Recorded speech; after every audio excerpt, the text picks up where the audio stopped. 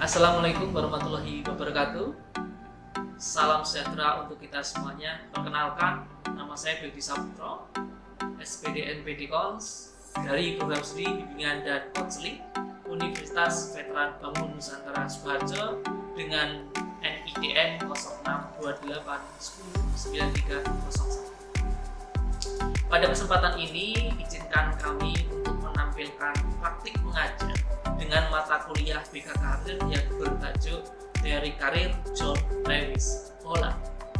Mata kuliah ini termasuk mata kuliah wajib dengan beban SKS sebanyak 3. Metode yang dipergunakan di dalam pertemuan kali ini yaitu problem based learning, di mana mahasiswa saya minta untuk memecahkan sebuah kasus tersebut yang saya ambil adalah kasus-kasus aktual hasil dari koordinasi dengan guru pamong mitra dari kampus kami di sekitar kampus.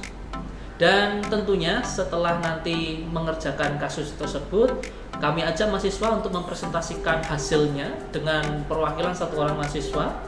Dan di akhir ketika sudah presentasi, nanti akan saya ajak mahasiswa untuk bisa melakukan sebuah refleksi. Untuk Bapak dan Ibu ketahui, materi dalam perkuliahan ini itu berisi tentang biografi dari John Lewis Holland, kemudian asumsi memandang individu terkait dengan karir menurut beliau, kemudian konsep dasar dari Reasek, kemudian kekhasan yang menjadi berbeda antara teori karir Holland dengan yang teori karir yang lainnya, misalnya milik dari Ginsberg, milik dari Grunwald, ataupun milik dari Donald Wayne Shubert. Temuan-temuan di lapangan saya tampilkan sebagai sebuah kebaruan di setiap tahunnya ataupun semesternya agar RPS-nya selalu tetap aktual. Berikutnya juga ada instrumen yang dikembangkan oleh beliau. Namun dalam hal ini saya sendiri sudah mengembangkan yang relevan dengan karya beliau dalam vocational karir, dan itu sudah disesuaikan dengan iklim di Indonesia, dan itu nanti akan saya tampilkan format asli menurut Holland dan turunan yang disesuaikan dengan karakter dari Indonesia. Kemudian ada implementasi teori pada layanan BK, artinya setelah mempelajari dari teori BK ini atau teori karir ini menurut John Lewis Holland, kira-kira ketika diimplementasikan di dalam pemberian layanan kebikaan di sekolah akan seperti apa. Berikutnya di akhir akan dilanjutkan dengan diskusi terkait dengan masalah-masalahnya ataupun pertanyaan seputar dengan materi. Kurang lebih akan saya sampaikan sekitar 10 menit. Di sela-sela yang saya berikan terkait dengan materi, saya berikan games untuk memecah keheningan supaya lebih akrab begitu. Games tersebut untuk mengetahui persepsi terkait dengan potensi diri dan kesesuaian dengan teori Holland. Games tersebut ditanyakan tentang cita-citanya, kemudian apakah mereka mengetahui cita-cita tersebut masuk di dalam kategori Reasek misalnya, seperti itu. Dan sebagai rujukan untuk Bapak dan Ibu ketahui, yang dipergunakan pada pertemuan hari ini adalah karya dari John Lewis Holland itu sendiri tentang Making Vocational Choice, A Theory of Vocational Personalities and Work Environment, edisi yang ke-5. Dan di dalam mata kuliah ini tentunya perlu ada sebuah capaian yang diharapkan setelah rekan-rekan mahasiswa sudah mendapatkan materi dalam perkuliahan tersebut. Dan ini sudah tertuang semuanya di dalam RPS yang saya unggah. Pertama, ada capaian pembelajaran, ada sebanyak 3, yaitu pertama, menyadari pentingnya peningkatan keahlian bimbingan dan konseling bidang khusus melalui pelatihan dan pengalaman kerja.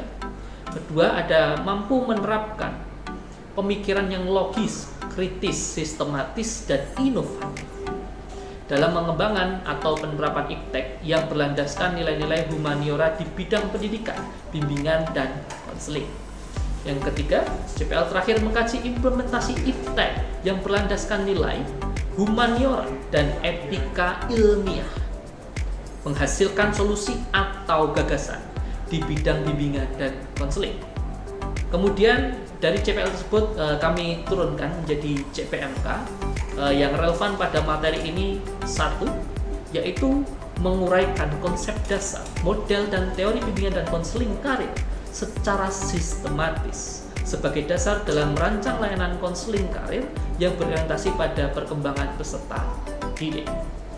Kemudian dari CPMK tersebut kami turunkan menjadi sub CPMK. Ada 2 yang relevan diantaranya. Pertama, menjelaskan konsep teori dan model bimbingan konseling karir secara terstruktur. Kedua, menganalisis implikasi teori perkembangan karir dalam perancangan layanan bimbingan konseling yang berorientasi pada peserta didik.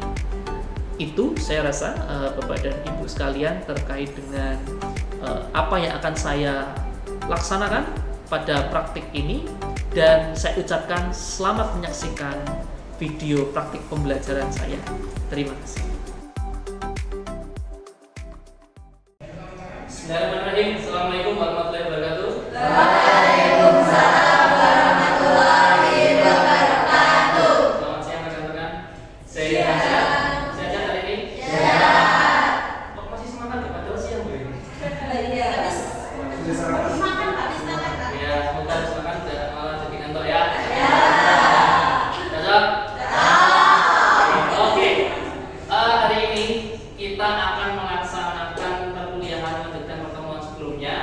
Kita hari ini akan mempelajari suatu materi cukup menarik karena bisa mengetahui potensi orang di dalam mata kuliah BK Karir hari ini. Nah, pada kesempatan ini sebelum kita mulai, saya ingin menanyakan apakah ada di antara teman-teman yang mungkin ingin ke kamar mandi dulu atau mungkin ingin minum dulu. Saya persilakan sekarang karena nanti tidak saya izinkan. Karena apa? Supaya teman-teman bisa fokus terhadap materi. Ada atau tidak? Tidak. Oke, sudah siap ya? Siap. Oke.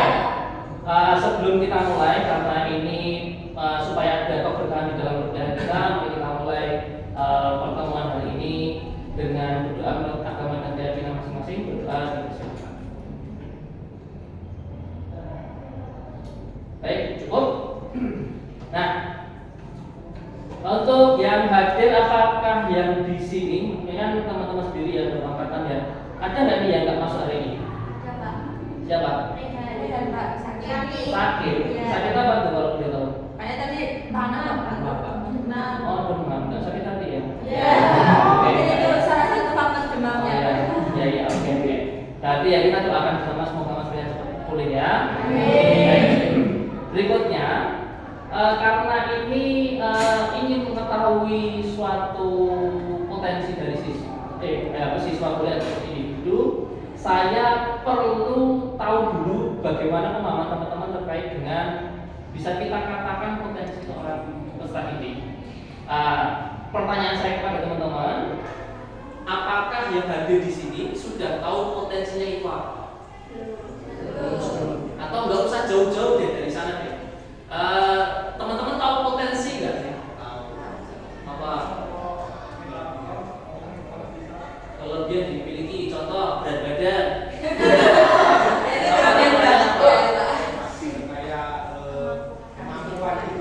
Kemampuan yang dimiliki, hasil dari dia aktivitas terus-menerus atau yang diberikan Tuhan kepada kita. Ada di sekitar Sukoharjo ini, di SMA maupun di SMP, terutama di SMA kami ada beberapa guru relasi yang menyampaikan keluh kesahnya. Nah, ini ada relasinya. Nah, ini saya masukkan di dalam RP saya maupun di materi saya. Materi hari ini berjudul tentang teori karir milik dari John Lewis Holland. Nah, seperti yang teman-teman lihat di depan, ini ya teori karir Holland. Teori karir Holland ini akan saya mulai. Pernah nggak teman-teman melihat beliau? Nah, nih. Nah, bisa dilihat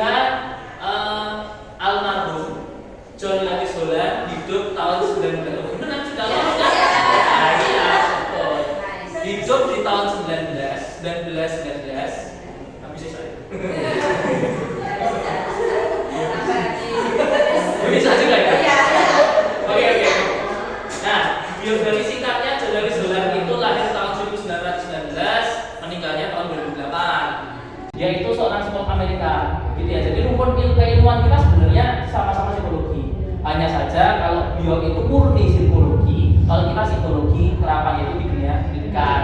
Nah, dia pengembangan teori kepribadian karir atau person environment fit theory. Nah, latar belakang bekerja di militer.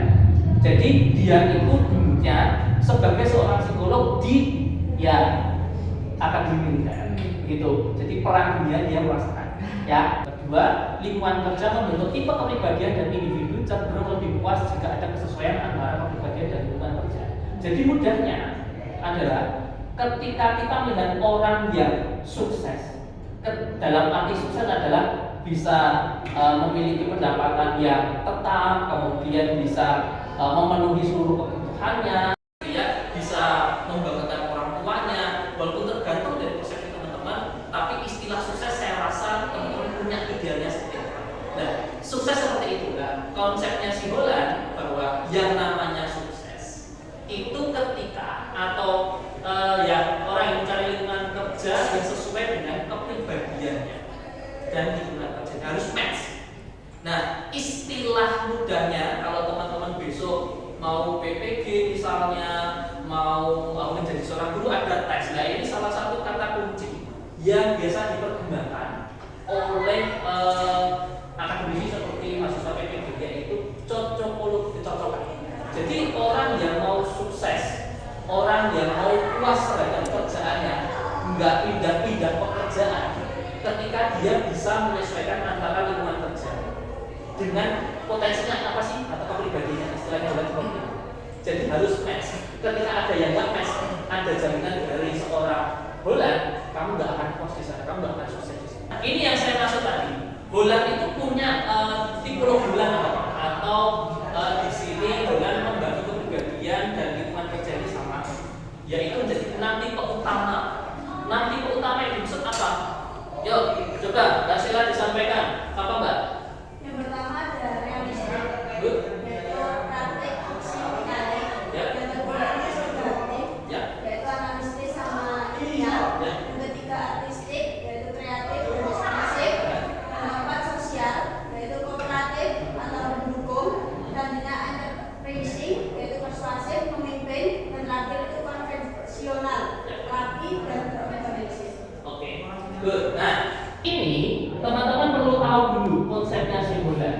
Dia itu cuma ada 6 toh. Mau lingkungan kerja, mau kepribadian karirnya, semuanya terbagi menjadi 6. Atau mudahnya kita singkat jadi triase: realistis, investigatif, artistik, sosial, environmental, dan konvensional. Nah, sekarang saya ingin bertanya kepada teman-teman semuanya, karena tadi kan belum tahu nih sebenarnya potensinya apa sih. Nah, oke, sekarang saya ingin mengajak teman-teman untuk bisa merefleksikan kira-kira cita-citamu waktu kecil ataupun sekarang setelah sebagai mahasiswa misalnya ada perubahan atau tidak. Nah, oke, sekarang saya minta Anda untuk bisa menentukan satu aja, kalau sebanyak-banyak satu cita-cita Anda, satu saja. Kemudian kalau sudah, saya minta teman-teman untuk bisa menentukan ada yang di tipe apa nih. Saya ingin tahu teman-teman sudah paham atau tidak. Yang saya sampaikan mungkin tidak terlalu lama ini. Saya ingin tahu. Ini yang bisa dipahami. Dengan cara apa? Saya minta teman-teman nanti bisa berdiri di depan Anda ini. Kalau Anda lihat, sudah saya buatkan. Ada R di sini, I di sini, A di sini, S di sini, E dan C di sini. Saya minta Anda untuk bisa berdiri di atasnya. Oke, bisa dipahami? Saya berikan waktu sekarang juga untuk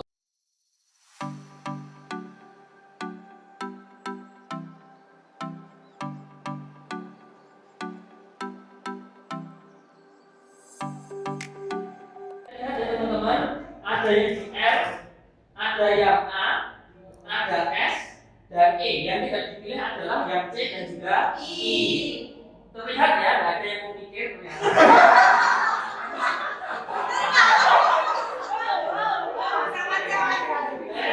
Kelihatan sekali ya. Dan nggak suka tipe-tipe yang monoton. Oke, sekarang saya mau mengambil 3 mahasiswa saja. gitu ya. Akan saya pilih atau ada suara lawan barangkali. Saya. Oke, satu. Oke, satu. Siapa lagi? Ada lagi nggak? Satu lagi. Sama-sama dalam satu kategori nggak masalah. Oke, stop. Yang lainnya bisa kembali. Sip. Nah, kita sudah menemukan kandidat R, A, dan S ya. Sudah ya. Nah, kita lihat di depan Anda adalah klaster keluarga ini. Oke, dari ujung silakan Mbak. Cita-citamu apa? Jadi bertambah.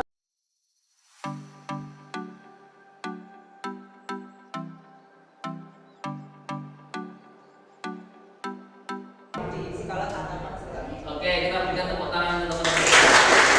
Silakan Mbak. Terlihat ya, dari jawaban tersebut yang di sini mau aja, yang di sini karena menarik, di sini ada rasionalisasi. Nah, ada perbedaan ini menentukan bahwa seberapa paham teman-teman terhadap diri Anda dan terhadap cita-cita Anda. Nah, harapannya bulan sama. Selain kamu tahu minat, itu tadi sih disampaikan oleh Mbak Jela. Minat, kecenderungan suka terhadap sesuatu itu bagus. Tahu passionnya gimana? Mbak, ini sudah ada alasannya, sudah bisa mulai nge-blend antara apa? Minat dengan karakter pekerjaannya. Sekarang ya di sini sudah tahu minat, sudah tahu karakter, bahkan nyoba-nyoba. Berarti sudah bisa membandingkan. Nah, ini berarti menandakan bahwa yang bersangkutan itu sudah tahu potensi, sudah tahu karakter dan mencoba mengcombine keduanya. Dirasa kurang maksimal, aku tak coba, sehingga ada pengambilan keputusan. Akhirnya ada di sini mau menjelaskan bagaimana cara menemukan jalan kepuasan. Nah, di sini ada konsep dasar teorinya, gitu ya. Ini ada kode kombinasi 2 sampai 3 huruf digunakan untuk menyusun profil individu SIARC. Ini maksudnya apa? Perlu teman-teman ketahui ini untuk bisa menentukan kamu itu potensinya seperti apa dan enaknya di bulan kamu akan diarahkan pada pekerjaan yang cocok kamu, pekerjaan yang cocok dengan Anda itu apa. Nah, saya ada sebuah instrumen teman-teman. Bisa teman-teman lihat instrumen ini, instrumen ini itu sebanyak 2 rak ini. Dari mulai pertama, bulan itu punya revisi sampai revisi kelima. Yang teman-teman lihat ini revisi terakhir, revisi kelima sebelum beliau almarhum. Ya, dalam karyanya di dalam buku tersebut menjelaskan tentang teori karir dan juga instrumentasinya. Nah, instrumentasinya disebut dengan, ada yang tahu? Nah, di depan Anda ini adalah self-directed search. Yang artinya apa? Anda akan diarahkan lebih mengarah kepada referensinya ke arah realistis, investigatif, artistik, sosial, entrepreneur maupun konvensional. Melalui instrumen yang ada yang dikembangkan oleh si Holland ini, dari 1 sampai ke 228 ini, Anda akan dipetakan di mana. Gitu. Nah, ini bisa apa? Bisa meminimalisir seorang peserta didik yang tanya kebingungan dan sebagainya. Udah kamu ngisi ini aja. Ini akan lebih mudah. Dan enaknya lagi adalah ketika dia konsultasi, kita bisa berdebat dengan data. Kamu nggak cuma asal ngomong kita dengar ceritanya aja, enggak, tetapi berdasarkan data instrumentasinya dari SDS ini, gitu ya. Nah, terus hasilnya seperti apa, Pak? Nah, ini misalnya ya, ini nanti akan ada skornya ya di sini. Ada skor ini, gitu ya, 38, 38, 38, 160, 109 dan 97. Kita melihatnya dari skornya. Semakin tinggi berarti itu kategorinya juga. Tapi perlu teman-teman ketahui, skornya bola ini sebenarnya kamu punya potensi ini, potensi ini, potensi ini dan seterusnya. Kalian punya potensi semua, tapi kita cari yang paling dominan. Untuk menentukan apa? Kalau konsepnya bola adalah untuk menentukan pekerjaan apa yang cocok. Jadi kalian punya ke-6-6-nya itu, cuma yang lebih dominan yang mana, gitu ya. Dalam hal ini, atas nama tersebut di atas yang paling tinggi. Ini kedua yang mana? Nah, ini ya, ketiga baru ini. Nah, bola itu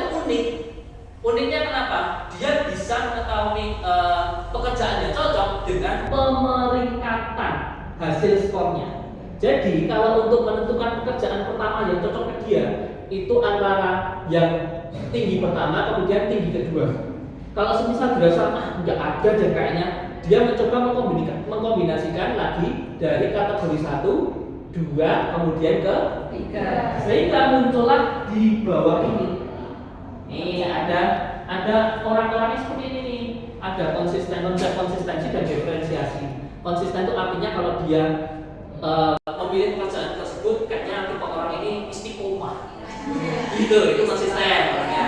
Tapi kalau berdiferensiasi itu istilahnya memiliki minat itu yang kalau misalnya dia berdiferensinya rendah berarti dia istiqomah di satu. Tapi kalau dia tinggi berarti dia itu kayak punya kecenderungan senang sama ini, senang sama ini. Nah, kalau bahasa pacaran berarti seling. Nah, misalnya gitu.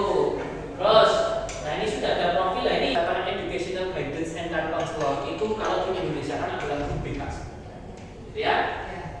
Nah, tapi kalau misal nggak ada ya silakan yang ada pekerjaan lain yang cocok yang mana. Inilah yang disebut dengan pemilihan pekerjaan. Nah, ini yang saya dapatkan dari hasil penelitian teman-teman. Ini kebanggaan selalu up to date terkait dengan mata kuliahnya.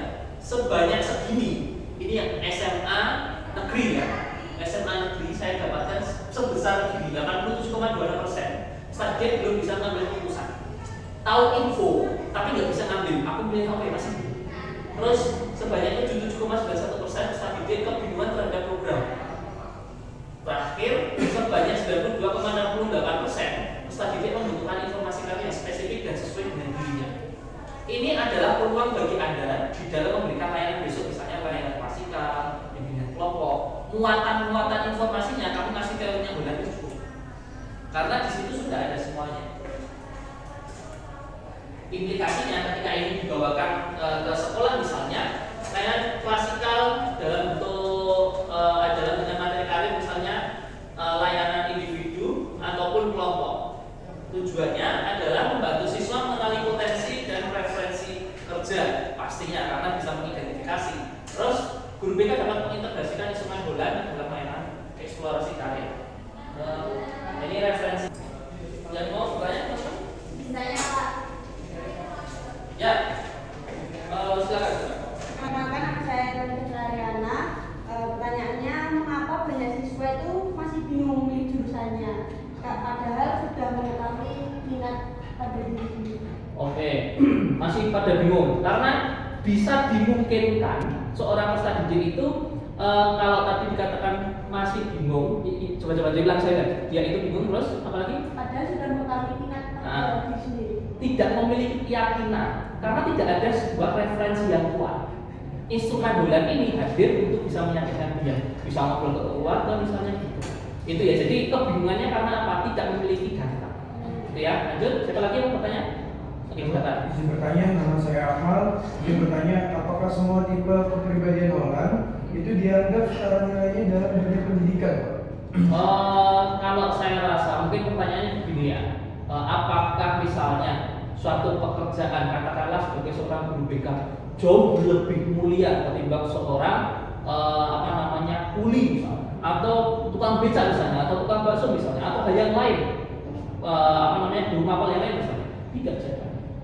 Jadi semua berhak untuk sukses, semua ada peluang untuk sukses itu, sehingga kalau menurut yang Holland tidak ada klaim mana yang lebih unggul, hanya saja. Ada pertanyaan lagi? Cukup jelas? Cukup jelas ya. Oke. Yang menarik lagi karena ini saya menggunakan metodenya adalah mencoba memecahkan sebuah kasus. Ini ceritanya kita langsung saja ya, untuk kita bagi saja. Saya ada tiga kasus gitu ya, 3 kasus yang sudah HOTS atau high order ticket. Jadi rasa menurut ya. Rasakan musik-musiknya. Nah ini teman-teman saya ajak menjadi terbagi menjadi 3 ya. Berarti mulai sebentar ya. Kita ada berapa? 14 ya. 14 dibagi 3 berarti ada yang 4 ada yang 5. Gitu oke. Berarti ini 1, 2, 3, 4, 5. Gitu ya. Nanti silakan diskusi mungkin agak ambil saja. Oke. Kemudian yang tengah 1, 2, 3, 4. 5-nya mana? Oke, udah sini ya. Yang terakhir 4-nya seperti ini. Oke.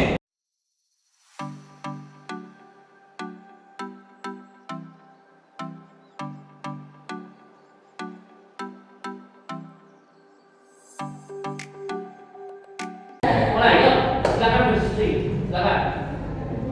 Kalau ada yang ingin ditanyakan boleh, kalau ada hubungannya.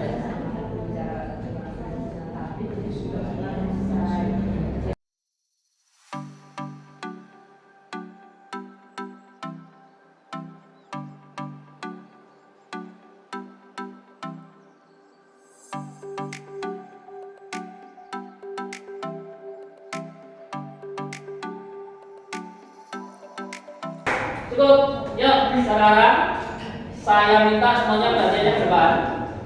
Anda pilih salah satu dari kelompok anggota kelompok sebagai perwakilan Anda menyampaikan hasil diskusi. Bisa dipahami? Bisa. Sudah ditentukan? Sudah. Oke, kelompok 3 bagaimana? Sudah bisa dipahami siapa yang akan maju? Oke, aturannya adalah teman-teman menyampaikan kasusnya supaya ini bisa dipahami semuanya. Kita meningkatkan kemampuan analisis ya.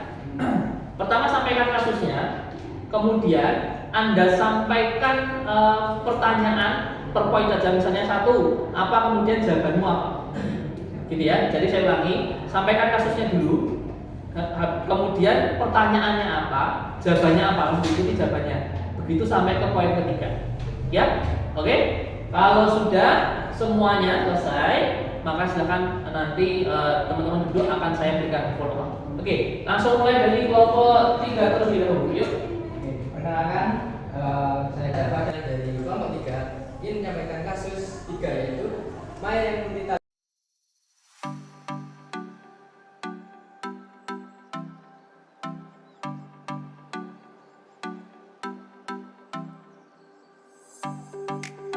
ketika kalian ingin mengarahkan atau memberikan rekomendasi, jangan asal memberikan rekomendasi. Harus ada acuannya. Itu pertama itu konsepnya sebenarnya. Harus dasarnya apa? Menggunakan instrumentasi dalam mengidentifikasi sebenarnya kami itu potensinya apa sih? Itu ya. Harus ada dasarnya. Kedua, kalau sudah ada dasarnya, wajib bagi teman-teman setelah ada asesmennya, Anda menyampaikan bagaimana cara menafsirkannya itu. Wajib. Sudah tahu data, sudah bisa menganalisis dan menafsirkan. Gitu ya.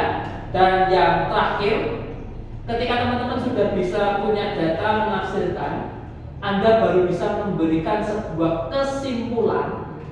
Ini adalah rekomendasi yang cocok dari kamu. Gitu ya. Ada 3 poin. Pertama, kita ambil dari datanya.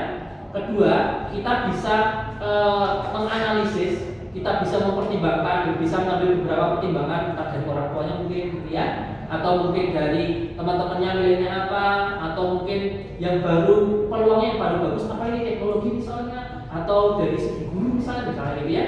Kemudian baru yang terakhir, dari kesemuan itu kamu sampaikan kelebihan kekurangan, saya buat simpulan, kamu cocoknya di pekerjaan ini, itu baru. Ya, ini adalah cara berpikir yang konstruktif yang saya harap teman-teman bisa pahami dari teorinya si Bulan. Oke, sampai di sini apakah ada yang ditanyakan teman-teman terkait dengan materi kita hari ini? Wah, kayaknya sudah siap untuk pulang ya? Sama, cocok. Oke, berarti itu saja teman-teman. Terima kasih sekali lagi karena tadi diawali dengan doa. Marilah kita tutup kegiatan pada siang hari ini. Semoga ada kebermanfaatan di dalam kemudian kita. Maka kita berdoa untuk mengucapkan syukur atas perkuliahan kita hari ini. Menurut agama dan keyakinan masing-masing, berdoa di silakan. Oke, cukup. Itu saja yang bisa saya sampaikan. Akhir kata, wassalamualaikum warahmatullahi wabarakatuh.